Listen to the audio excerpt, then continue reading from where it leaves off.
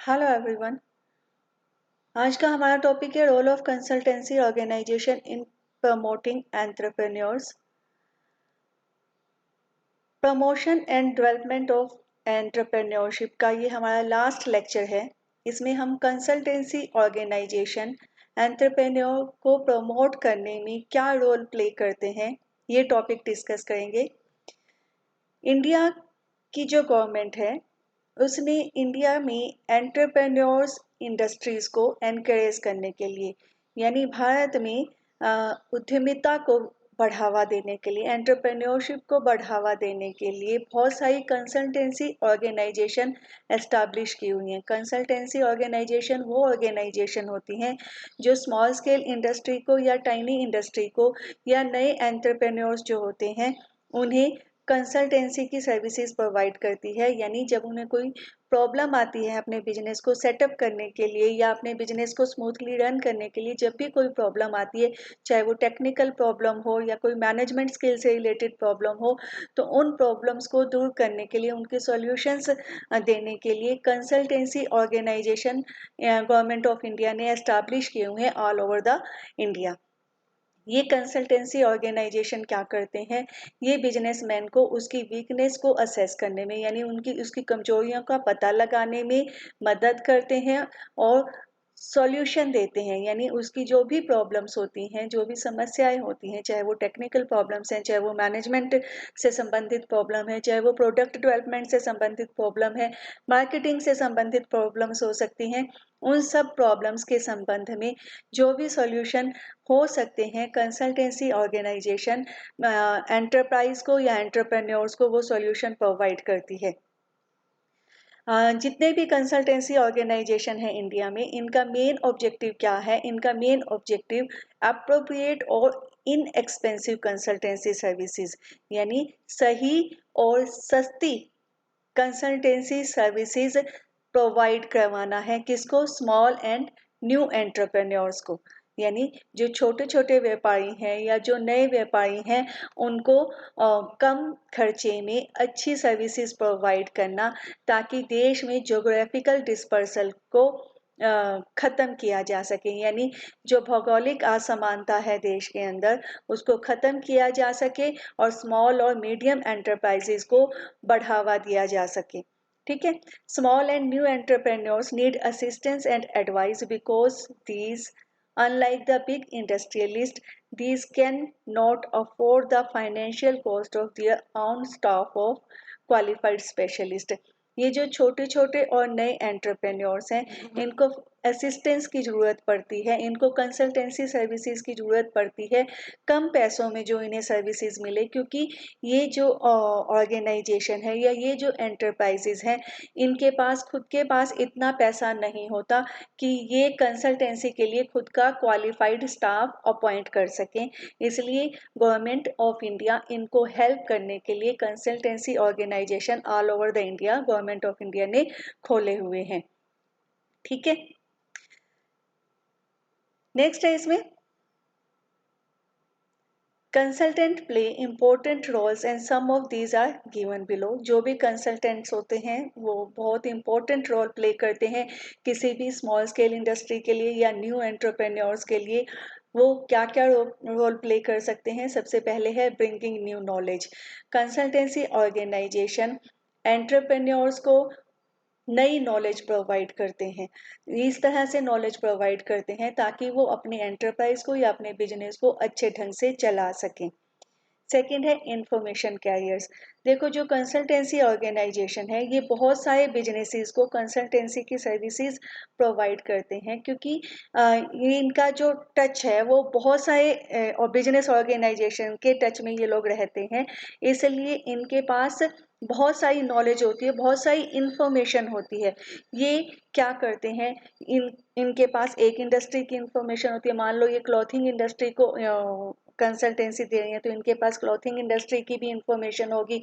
इनके पास मान लो ये रिफाइनरी जो हमारी लगी हुई हैं ऑल ओवर द इंडिया, उनको सर्विसेज प्रोवाइड कर रहे हैं, तो इनके पास रिफाइनरी से रिलेटेड भी इंफॉर्मेशन होगी। तो इनके पास जो आइडियाज़ होते हैं वो बहुत सारे होते हैं, क्योंकि इनको एक इंडस्ट्री से दूसरी इंडस्ट्री में, एक सेक्टर से दूसरी सेक्टर में उनकी समस्याओं के समाधान के लिए मूव करना पड़ता है। तो इनके पास बहुत सारे गुड आइडियाज़ भी होते हैं और इंफॉर्मेशन भी होते हैं। प्रोडक्शन असिस्टेंस, कंसल्टेंसी ऑर्गेनाइजेशन उत्पादन में भी सहयोग करते हैं। उत्पादन में ये दो तरह से सहयोग कर सकते हैं। प्रोडक्शन में दो तरह की असिस्टेंस प्रोवाइड कर सकते हैं। ये प्रोडक्ट रिसर्च भी दे सकते हैं, इक्विपमेंट एंड प्रोसेस रिसर्च भी दे सकते हैं। प्रोडक्ट रिसर्च में क्या करेंगे, ये कंसल्टेंसी ऑर्गेनाइजेशन प्रोडक्ट के डिजाइन के बारे में, उसके कलर और ब्रांड के बारे में रिसर्च करेंगे प्रोडक्ट रिसर्च की मदद से। इसके अलावा ये बिजनेस ऑर्गेनाइजेशन को ये बताएंगे कि प्रोडक्ट को बनाने के लिए किस टेक्निक को यूज़ किया जाए। ये सर्विसेज ये स्मॉल एंटरप्रेन्योर्स को प्रोवाइड करते हैं। सेकंड, ये इक्विपमेंट एंड प्रोसेस रिसर्च भी करते हैं। देखो, किसी भी प्रोडक्ट को प्रोड्यूस करने का एक प्रॉपर प्रोसेस होता है। हमने किया हुआ है कि जब भी हम प्रोडक्शन करते हैं, प्रोडक्शन का एक सेट प्रोसेस होती है, एक प्रक्रिया होती है। तो ये प्रोडक्शन प्रोसेस, इंडस्ट्रियल प्रोसेसेस के ऊपर भी रिसर्च करते हैं। इसके अलावा प्रोडक्शन करने के लिए जो टूल्स चाहिए, जो इक्विपमेंट्स चाहिए, उनको, उन इक्विपमेंट्स और टूल्स को कैसे हैंडल करना है, ये सारी सर्विसेज भी ये प्रोवाइड करते हैं स्मॉल एंटरप्रेन्योर्स को और न्यू एंटरप्रेन्योर्स को मिनिमम कॉस्ट के ऊपर। ठीक है। नेक्स्ट है technical assistant, consultancy organisation small and new entrepreneurs को टेक्निकल असिस्टेंस भी प्रोवाइड करते हैं।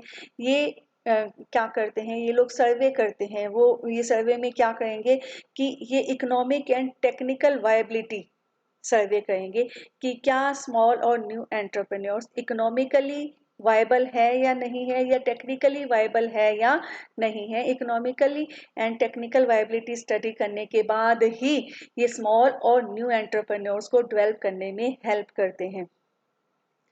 Management assistant, consultancy organisation small and new entrepreneurs को मैनेजमेंट में भी हेल्प करते हैं।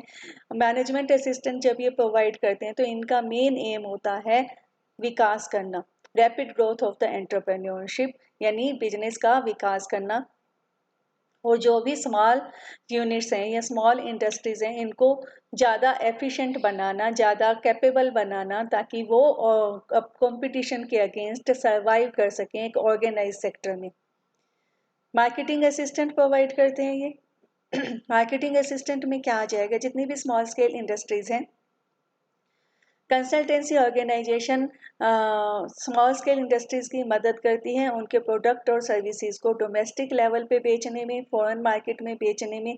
इसके अलावा वो उनको हेल्प करती हैं उनके प्रोडक्ट को एक्सपोर्ट करने के लिए।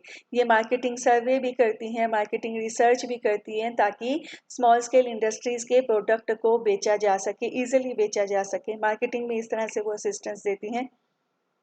नेक्स्ट है assistance in revival of sick units, consultancy organisation sick unit के रिवाइवल में और उसकी रिहेबिलिटेशन में बहुत इंपॉर्टेंट रोल प्ले करती हैं। ये क्या करेंगी, ये इनिशियल स्टेज पे हमने किया था ना कि एक बिगिनिंग स्टेज होती है सिकनेस की। जब हमने सिक इंडस्ट्रियल यूनिट्स किया था तो उसमें हमने किया था एक बिगिनिंग स्टेज होती है, जहाँ से हमें पता लग जाता है कि कोई ऑर्गेनाइजेशन सिक होने की किस स्टेज पे, बीमार होने की किस स्टेज पे है। तो ये डायग्नोस्टिक स्टडी करती हैं और रिहेबिलिटेशन स्कीम्स का इम्प्लीमेंट करती हैं ताकि रिवाइव किया जा सके। रिहेबिलिटेशन स्कीम्स क्या होती हैं, किसी भी बीमार इंडस्ट्रियल यूनिट की पुनर्स्थापना करना, यानी उसको ठीक करके उसको रीएस्टैब्लिश करना। तो ऐसी ऐसी स्कीम्स बनाते हैं कंसल्टेंसी ऑर्गेनाइजेशन की एक बीमार यूनिट को वापस हेल्दी यूनिट में कन्वर्ट किया जा सके। इसके अलावा ये प्रोजेक्ट मैनेजमेंट में हेल्प करती हैं। प्रोजेक्ट मैनेजमेंट में ये क्या करती हैं, ये इंडस्ट्री की पोटेंशियल सर्वे करती हैं, यानी इंडस्ट्री में जो पोटेंशियल है उसका सर्वे करेंगी, प्रोजेक्ट आइडिया की पहचान करेंगी, प्रोजेक्ट को फॉर्मुलेट करते हैं। इसके अलावा यदि कोई प्रोजेक्ट इनके पास आया है इवेल्युएशन के लिए, तो उस प्रोजेक्ट की ये स्टडी करके उसको इवेल्युएट करती हैं कि ये प्रोजेक्ट वायबल है या नहीं है, यानी ये भविष्य में कामयाब हो सकता है या नहीं हो सकता। इसके अलावा ये प्रोजेक्ट प्रोफाइल को बनाती हैं, फिजिबिलिटी स्टडी करती हैं, फिजिबिलिटी स्टडी कि किसी भी प्रोजेक्ट की फ्यूचर में सक्सेसफुल होने की क्या संभावना है, ये स्टडी भी ये करती हैं। इसके अलावा यदि इन्हें कहा जाए तो ये प्रोजेक्ट की रिपोर्ट भी बनाती है। प्रोजेक्ट रिपोर्ट हम कर चुके हैं, जिसे हम बिजनेस प्लान भी कहते हैं। यदि इन्हें कहा जाए तो इन्हें प्रोजेक्ट रिपोर्ट भी बनानी पड़ती है। इसके अलावा प्रोजेक्ट को इम्प्लीमेंट करने के लिए, यानी जो प्रोजेक्ट इनके सामने आया है उस प्रोजेक्ट को लागू करने के लिए जो जो सर्विसेज चाहिए वो सर्विसेज भी ये प्रोवाइड करती हैं। नेक्स्ट है चेंजिंग रोल ऑफ कंसल्टेंट। जो कंसल्टेंट है उनका रोल अब चेंज हो चुका है। एक ट्रेडिशनल व्यू है, एक मॉडर्न व्यू है। ट्रेडिशनल व्यू में क्या होता था कि जो भी कंसल्टेंसी ऑर्गेनाइजेशन होती हैं, पहले इनके पास कोई समस्या आती थी, इस समस्या का वो क्या करते थे, सॉल्यूशन ढूंढते थे और उसकी एक रिपोर्ट बना के अपने क्लाइंट को दे देते थे। यानी क्लाइंट इनके पास आता था, वो अपनी समस्या बताता था, कंसल्टेंसी ऑर्गेनाइजेशन उस समस्या के ऊपर रिसर्च करता था, प्रॉब्लम पे रिसर्च करता था, उसका एक सॉल्यूशन बनाता था और सॉल्यूशन की एक रिपोर्ट बना के क्लाइंट को दे देता था। लेकिन मॉडर्न व्यू क्या है, मॉडर्न व्यू में कंसल्टेंसी ऑर्गेनाइजेशन खुद से सॉल्यूशन नहीं देते, वो अपने क्लाइंट को वो टूल्स और टेक्निक्स, यानी वो अपने क्लाइंट को ही इतना कैपेबल बना देते हैं, उसको ऐसी टूल्स और टेक्निक्स दे देते हैं कि अपनी समस्याओं के लिए वो खुद से यूनिक सॉल्यूशन ढूंढ सके। यानी वो ज़्यादा अच्छा रोल है, यानी क्लाइंट को ही इतना सक्षम बना देना कि वो अपने समस्याओं का खुद से सही ढंग से प्रॉपर सॉल्यूशन ढूंढ सके। लास्ट है consultancy services to small and new entrepreneurs at subsidised rate. जो कंसल्टेंसी सर्विसेज हैं ये छोटे छोटे व्यापारियों को और नए व्यापारियों को कम दर पे यानी सब्सिडी रेट पे अवेलेबल होती हैं। गवर्नमेंट ऑफ इंडिया ने क्या किया हुआ है, गवर्नमेंट ऑफ इंडिया के जितने भी कंसल्टेंसी ऑर्गेनाइजेशंस हैं ये स्मॉल और न्यू एंटरप्रेन्योर्स को जब अपनी कंसल्टेंसी सर्विसेज प्रोवाइड करते हैं तो वो कम रेट पे, सब्सिडी वाले रेट के ऊपर प्रोवाइड करते हैं ताकि उनको लो कॉस्ट पे सर्विसेज मिल सकें। उनको technical consultancy organisation all over of the India technical consultancy organisation बने हुए हैं जिनके अप्रूव्ड रेट हैं सेंट्रल लेवल पे भी और स्टेट लेवल पे भी उनके अप्रूव्ड रेट हैं। उसी रेट पे ही टीसीओ यानी टेक्निकल कंसल्टेंसी ऑर्गेनाइजेशन को कंसल्टेंसी सर्विसेज प्रोवाइड करनी पड़ेंगी। ठीक है, नेक्स्ट है इसमें इसका जो नेक्स्ट टॉपिक है, लास्ट टॉपिक है institutional support technical consultancy organisation यानी टीसीओ। टीसीओ एस्टैब्लिश किए गए all over of the India. 18 state level TCOs हैं, 18 स्टेट लेवल के टेक्निकल कंसल्टेंसी ऑर्गेनाइजेशन हैं जिनकी स्थापना बेसिकली किस लिए की गई, ताकि इंडस्ट्रियल प्रोजेक्ट जो हैं, जो उद्योगों के प्रोजेक्ट हैं, न्यू प्रोजेक्ट हैं या स्मॉल एंटरप्रेन्योर्स हैं जिन्होंने अपनी इंडस्ट्री एस्टैब्लिश करनी है, उनको टेक्निकल सर्विसेज प्रोवाइड करना, टेक्निकल कंसल्टेंसी प्रोवाइड करना, इसके लिए all over of the India 18 state level के टीसीओ एस्टैब्लिश किए गए हैं। ये ऑर्गेनाइजेशन किसने एस्टैब्लिश किए हैं, all India financial institutions. All India financial institutions IDBI है, जैसे आईसीआईसीआई है, आईएफसीआई है, इनकी कोलैबोरेशन है किसके साथ, स्टेट लेवल के फाइनेंशियल इंस्टीट्यूशंस के साथ, स्टेट लेवल के डेवलपमेंट ऑर्गेनाइजेशन के साथ एंड कमर्शियल बैंक। यानी ऑल इंडिया के फाइनेंशियल इंस्टीट्यूशन, राज्य सरकार के फाइनेंशियल इंस्टीट्यूशंस, डेवलपमेंट ऑर्गेनाइजेशन और कमर्शियल बैंक, इन सब की कोलैबोरेशन से क्या एस्टैब्लिश किए गए हैं, टीसीओ एस्टैब्लिश किए गए हैं। ये जो टीसीओज हैं ये कंसल्टेंसी फर्म है, ये प्रोजेक्ट रिपोर्ट को हैंडल करते हैं, यानी जो बिजनेस प्लान है उसको स्टडी करते हैं, उनको ज़रूरत पड़े तो नए नए बिजनेस प्लान बनाते हैं, मार्केट का सर्वे करते हैं। पहले इनका सिर्फ यही काम था, लेकिन अब ये मल्टी डिसिप्लिनरी ऑर्गेनाइजेशन बन गए हैं जो बहुत सारी सर्विसेज प्रोवाइड करते हैं इंडस्ट्रियल और इंफ्रास्ट्रक्चर सेक्टर को। तो जो टीसीओ है पहले इनका काम क्या था, बेसिकली पहले इनका काम कंसल्टेंसी फर्म थे ये, और ये प्रोजेक्ट रिपोर्ट को, मार्केट सर्वे को, छोटी छोटी चीज़ों को हैंडल करते थे, लेकिन अब ये wide range of services provide करते हैं, बहुत सारी सर्विसेज प्रोवाइड करते हैं। किसको प्रोवाइड करते हैं? इंडस्ट्री को प्रोवाइड करते हैं और इंफ्रास्ट्रक्चर सेक्टर को प्रोवाइड करते हैं। सम TCOs such as Kitco have diversified to offer consultancy services for implementation of project under one roof from concept to commissioning.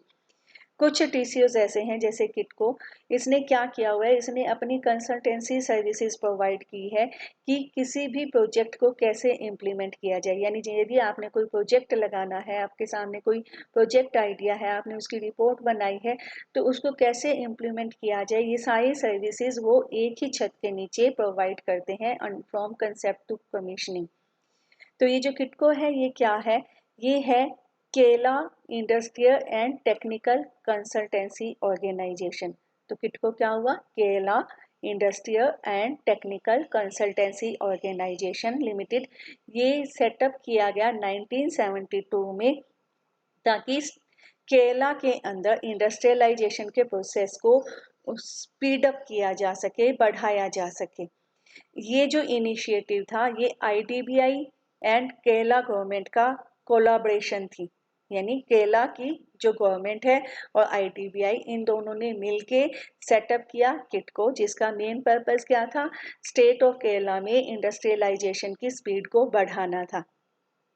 जब किटको सक्सेसफुल हुआ, यानी ये एक्सपेरिमेंट सक्सेसफुल हुआ, तो सेंट्रल गवर्नमेंट ने इंडिया की बाकी स्टेट्स में भी बहुत सारे टेक्निकल कंसल्टेंसी ऑर्गेनाइजेशन सेटअप कर दिए गए। अब एप्टिको भी है, यानी आंध्र प्रदेश में एप्टिको है, तमिलनाडु में ITCOT है, महाराष्ट्र में मिडकॉन है, और पंजाब में निटकॉन है, गुजरात में GTCO है। ये सारे के सारे हैं, और all over the India 18 state level की टेक्निकल कंसल्टेंसी ऑर्गेनाइजेशन अब अवेलेबल हैं, जो कि स्मॉल स्केल इंडस्ट्री को और न्यू एंटरप्रेन्योर्स को क्या प्रोवाइड करते हैं? टेक्निकल कंसल्टेंसी सर्विसेज प्रोवाइड करते हैं सब्सिडाइज्ड रेट के ऊपर, यानी कम रेट के ऊपर। नेक्स्ट आ जाता है ये जो टेक्निकल कंसल्टेंसी ऑर्गेनाइजेशंस हैं, इसमें कौन कौन सी एक्टिविटीज की जाती हैं। कुछ हम मेन करेंगे, बाकी सारी जो हम बार बार कर चुके हैं उन्हीं को रिपीट किया गया है। ये इंडस्ट्रियल क्लस्टर को डेवलप करते हैं। इसके अलावा इंडस्ट्री के लिए ये पोटेंशियल सर्वे करते हैं, उसके लिए टेक्नो और इकोनॉमिकल वायबिलिटी सर्वे भी करते हैं। यानी टेक्नोलॉजी के पॉइंट ऑफ व्यू से या इकोनॉमिक पॉइंट ऑफ व्यू से कोई प्रोजेक्ट वायबल है या नहीं है, यानी सक्सेसफुल हो सकता है या नहीं हो सकता। ये किसी भी प्रोजेक्ट के लिए इंफ्रास्ट्रक्चर कौन कौन सा चाहिए, बेसिक चीज़ें, आधारभूत सुविधाएं कौन कौन सी चाहिए, उसके लिए प्लानिंग करते हैं। ये एनर्जी और एनवायरनमेंट रिसर्च करते हैं, उसकी मैनेजमेंट करते हैं। NPA resolution, non performing assets का रेजोल्यूशन के ऊपर ये काम करते हैं।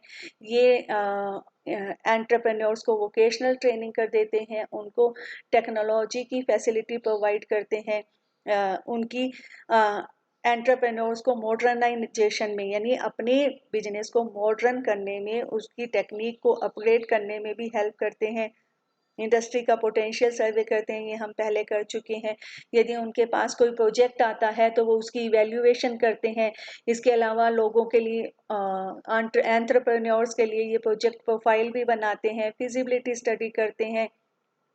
प्रोजेक्ट को शुरू करने के लिए यदि कोई सर्विसेज चाहिए तो वो सर्विसेज प्रोवाइड करते हैं, मार्केट रिसर्च करते हैं, मर्चेंट बैंक की सर्विसेज प्रोवाइड करते हैं, कंसल्टेंसी प्रोवाइड करते हैं। यानी यदि कोई एंटरप्राइज अपनी गुड्स को या अपने प्रोडक्ट को एक्सपोर्ट करता है तो वो एक्सपोर्ट ओरिएंटेड कंसल्टेंसी सर्विसेज भी प्रोवाइड करते हैं, उसको तकनीकी रूप में और एडमिनिस्ट्रेटिव असिस्टेंस भी प्रोवाइड करते हैं। ठीक है। यदि नेक्स्ट क्या आ जाता है कि यदि कोई ज़रूरत हो तो वो उसको स्पेशल स्टडी भी प्रोवाइड करते हैं। किसी एंटरप्रेन्योर या एंटरप्रेन्योरशिप की कोई स्पेशल प्रॉब्लम हो तो उसके लिए वो स्पेशल स्टडी भी करते हैं। डेवलपमेंट प्रोग्राम ये चलाते हैं, अवेयरनेस प्रोग्राम ये चलाते हैं। इसके अलावा ये देखते हैं कौन कौन से पोटेंशियल एंटरप्रेन्योर्स हैं, यानी वो कौन कौन से लोग हैं जो अपना बिजनेस खुद शुरू करना चाहते हैं, तो फिर वो उन लोगों की खोज करके उनको टेक्निकल और मैनेजमेंट असिस्टेंट भी प्रोवाइड करते हैं। ठीक है। तो ये था हमारा last topic, promotion and development of entrepreneurship का। ठीक है, थैंक यू।